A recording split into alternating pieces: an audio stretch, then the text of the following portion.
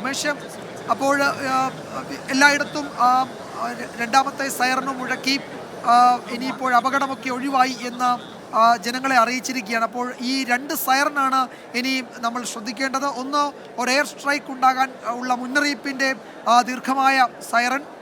അത് കഴിഞ്ഞാൽ അപകടം ഒഴിവായി എന്ന് നിങ്ങൾ പുറത്തേക്ക് ഇറങ്ങാം എന്ന് നമ്മളെ അറിയിക്കുന്ന ഇപ്പോൾ കേട്ട ആ 2 സൈറൻ. ആ 2 സൈറനിടയിൽ എന്തൊക്കെ നടക്കും എന്നതാണ് നമ്മൾ വിവിധ കേന്ദ്രങ്ങളിൽ കണ്ടത്. കേരളത്തിൽ 14 ജില്ലകളിലും നടക്കുന്നുണ്ട്. ഇന്ത്യയിൽ 259 കേന്ദ്രങ്ങളിൽ നടക്കുന്നുണ്ട്. ഡൽഹി, മുംബൈ, ബംഗളൂരു, ചെന്നൈ, തിരുവനന്തപുരം, കൊച്ചി ഉൾപ്പെടെ പ്രധാനപ്പെട്ട നഗരങ്ങളിലൊക്കെ അത് നടന്നു. ഉമേഷ്, അതിൽ ഉദ്ദേശിച്ചത് എന്താണോ അത് കൃത്യമായി ആളുകളിലേക്ക്, പൊതുജനങ്ങളിലേക്ക് കമ്മ്യൂണിക്കേറ്റ് ചെയ്തിട്ടുണ്ടല്ലോ അല്ലേ ഈ അരമണിക്കൂറിൽ?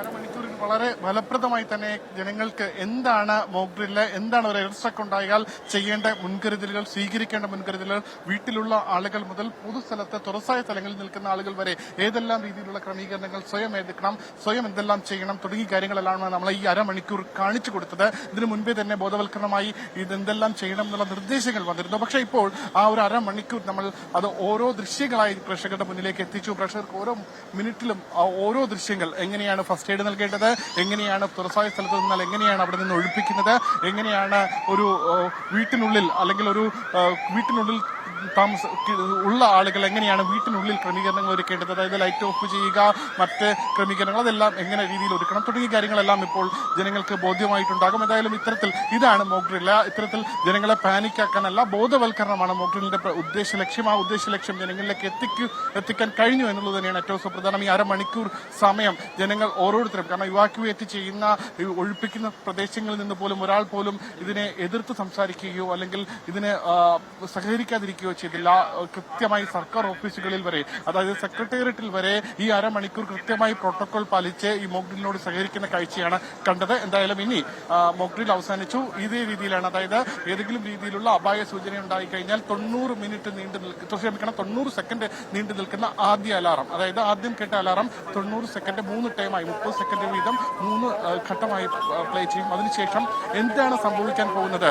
ഇപ്പോൾ നമ്മൾ എയർ സ്ട്രൈക്ക് ഉണ്ടായാൽ അല്ലെങ്കിൽ ഒരു ആകാശമാർഗമുള്ള ആക്രമണം ഉണ്ടാകാൻ പോകുന്നു എന്നുള്ള നിർദ്ദേശമാണ് നൽകിയത്. ആ രീതിയിലുള്ള നിർദ്ദേശം അതിന് പിന്നാലെ വരും. അതിനുശേഷമുള്ള അരമണിക്കൂർ അല്ലെങ്കിൽ അതിനുശേഷമാണ് നമ്മൾ ഓരോരുത്തരും ഈ ഇപ്പോൾ പഠിച്ച കാര്യങ്ങൾ പ്രാവർത്തികമാക്കേണ്ടത്. സ്വന്തം വീട്ടിലിരിക്കുന്ന ആളുകളാണെങ്കിൽ വീട്ടിൽ ക്രമീകരണങ്ങൾ ഒരുക്കണം, വീട്ടിൽ ലൈറ്റ് ഓഫ് ചെയ്യണം, ഒപ്പം ഗ്യാസ് ഓൺ ആക്കിയിട്ടുണ്ടെങ്കിൽ ഗ്യാസ് ഓഫ് ചെയ്യണം, ഫസ്റ്റ് എയ്ഡ് ക്രമീകരണങ്ങളെല്ലാം എടുത്തു വെക്കണം, ഈ ജനലിനോട് ചേർന്ന് ഫോണുകളോ ചാർജറുകളോ മറ്റോ ഉണ്ടെങ്കിൽ അവയെല്ലാം മാറ്റണം. ഈ രീതിയിലുള്ള ക്രമീകരണങ്ങൾ ഒരുക്കണം. പൊതു അറിയിപ്പുകൾക്ക് വേണ്ടി TV, റേഡിയോ എന്നിവയെ മാത്രമേ ആശ്രയിക്കാവൂ എന്നുള്ള നിർദ്ദേശമാണ് വീട്ടിനുള്ളിൽ കഴിയുന്നവർ ചെയ്യേണ്ടത്. പൊതു ഇടത്ത് അല്ലെങ്കിൽ ഒരു തുറസായ സ്ഥലത്ത് നിൽക്കുമ്പോഴാണ് ഇത്തരമൊരു അലാറം വരികയാണെങ്കിൽ സുരക്ഷിതമായ കേന്ദ്രങ്ങളിലേക്ക് മാറ്റണം. അതായത് സമീപത്ത് ഒരു പക്ഷേ സർക്കാർ ഓഫീസുകൾ ഉണ്ടാകാം, അല്ലെങ്കിൽ വലിയ കെട്ടിടങ്ങൾ ഉണ്ടാകാം. അത്തരം സുരക്ഷിതമായ കേന്ദ്രങ്ങളിലേക്ക് മാറ്റുക. കുട്ടികളെയും ഈ പ്രായമായവരെയും പ്രത്യേകം ശ്രദ്ധിച്ച് സുരക്ഷിത കേന്ദ്രങ്ങളിലേക്ക് മാറ്റുക.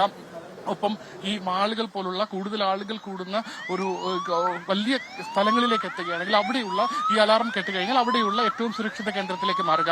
ഈ രീതിയിലുള്ള ക്രമീകരണങ്ങളാണ് ഇപ്പോൾ ജനങ്ങളെ പഠിപ്പിച്ചത്. ഒപ്പം ഏതെങ്കിലും രീതിയിൽ ആർക്കെങ്കിലും പരിക്കേറ്റാൽ ഫസ്റ്റ് എയ്ഡ് നമ്മൾ വീട്ടിൽ കരുതണം, പൊതു ഇടങ്ങളിൽ ഇത്തരത്തിൽ പൊതു ഓഫീസുകളിൽ കരുതണം, ഫസ്റ്റ് എയ്ഡ് ഏത് രീതിയിൽ നൽകണം തുടങ്ങിയ കാര്യങ്ങളും നിർദ്ദേശങ്ങളായി തന്നെ ജനങ്ങളിലേക്ക് എത്തിക്കാൻ കഴിഞ്ഞു. എന്തായാലും വളരെ വിലപ്പെട്ട അരമണിക്കൂർ ആ സമയമാണ് ഇപ്പോൾ കടന്നുപോയത്. വിജയകുമാർ.